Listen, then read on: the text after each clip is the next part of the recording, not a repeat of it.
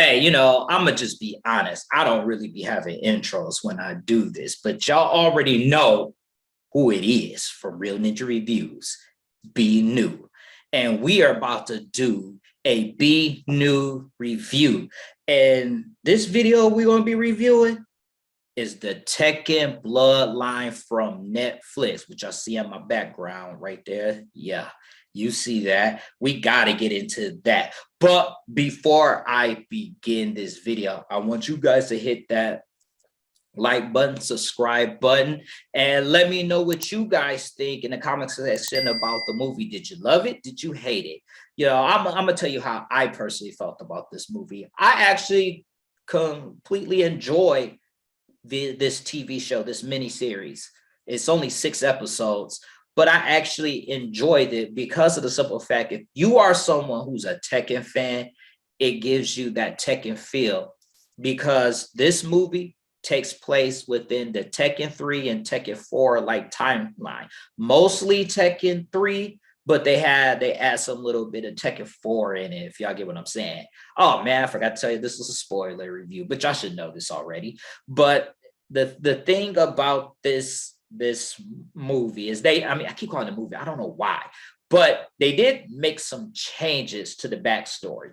We get to see a little bit more of like how Jin, for example, in the original game, they don't really talk about Jin getting bullied. Like they never really talked about that. But in this TV show, he's getting bullied and he's always getting into fights. And what his mother, Jin Kazama, is trying to teach him is to control his anger, because he's obviously angry. So just to let y'all know, for those who are not familiar with the Tekken franchise, Jin Kazama is the son of Kazuya Mishima. We're going to get on him a little bit more later.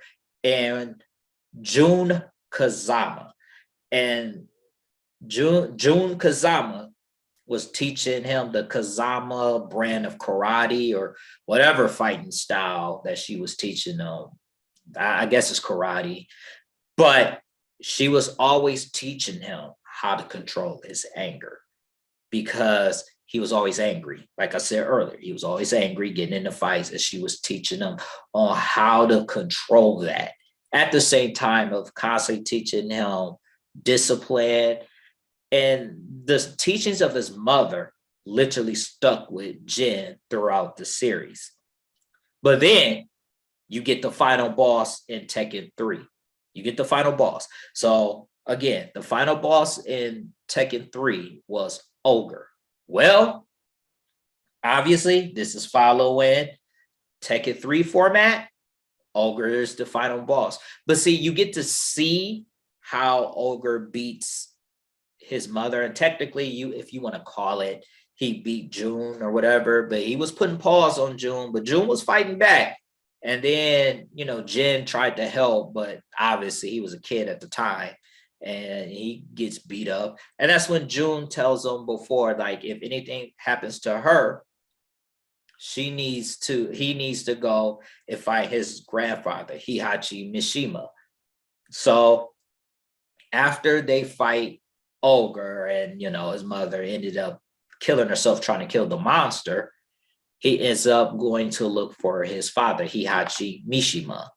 Well, we know that Heihachi Mishima is not the nicest dude. He that dude. He ain't with the shits and giggles.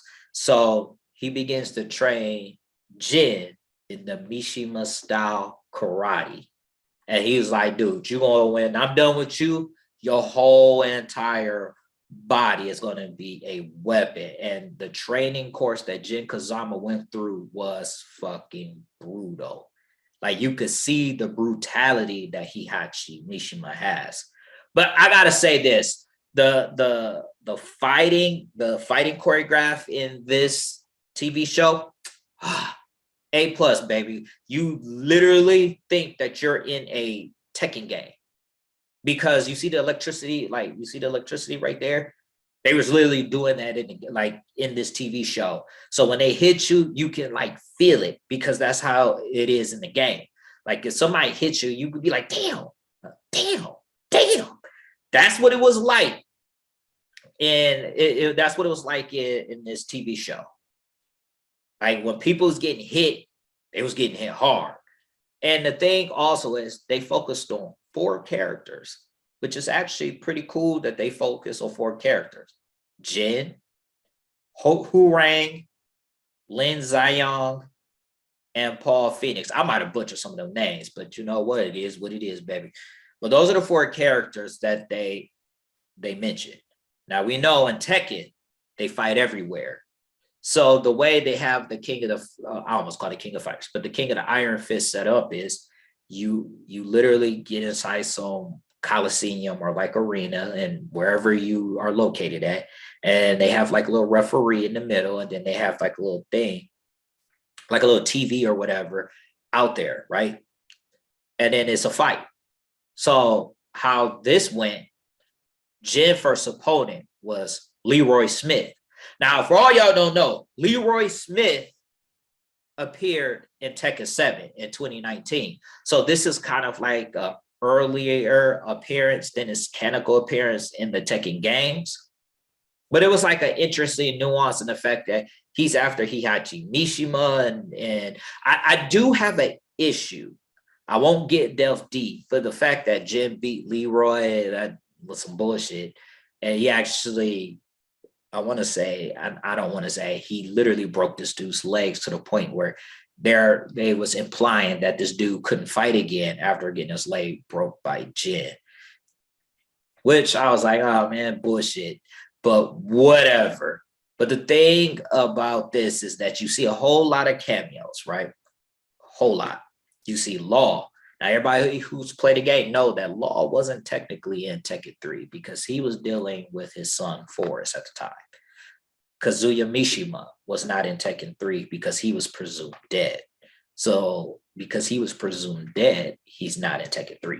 In this particular TV show, we see Law on the telegram. Like he was in the tournament. I think he won, but you don't physically see him. They also show Murdoch name. So you say, okay, cool, Murdoch. Then they show a little briefing of Kazuya.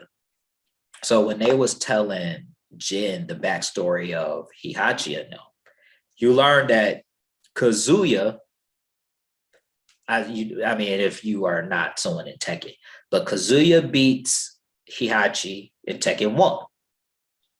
Heihachi avenges that defeat and beats Kazuya in Tekken 2, which leads us to Tekken 3. See how that works? They also talked about the double gene, about how Heihachi told Jin that he was trying to save he was trying to save Kazuya from the double gene. Well, those who play the games know that the double gene was fully introduced in Tekken 4. So that's just crazy how they combine. So it's this movie was interesting in that perspective, because you like, shit, if they did Tekken 3 and 4 somewhat, was not to say if they come out with another season, they might do 5 and 6. You know, I mean, I think that they should, but this movie, I mean, I keep calling it a movie, but this TV show, I'm telling y'all got to watch this because it's really, really good. It's amazing. I will say that. There was the cons of this. Like I said, the cons was I didn't really like how Leroy got his ass beat, but you know, that's okay. You know, it is what it is. The other con would have been I would have liked to see more of Kazuya, but I think that they made him like a force, if you know what I mean. Like you could feel that he's a threat. Like somewhere out there, you could feel that maybe this guy is out there. But I should say us, but y'all as Tekken fans should know that Kazuya obviously comes back in Tekken 4 and 5 and all that. So we know that he comes back.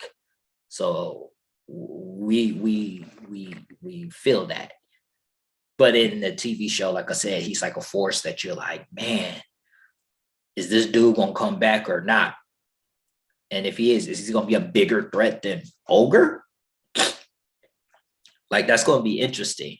But so that, I mean, that's the cons. I mean, to me, it wasn't too many horrible things about this TV show. It really wasn't. I really think that it was great. And I think that you guys should all give it a chance. And I think that you guys will enjoy this TV show. I'm hoping that Netflix does Bloodline season 2. I guess that's, if that's what you want to call it, Bloodline season 2, because then the next, wait, did Jinpachi come in 5 or 6?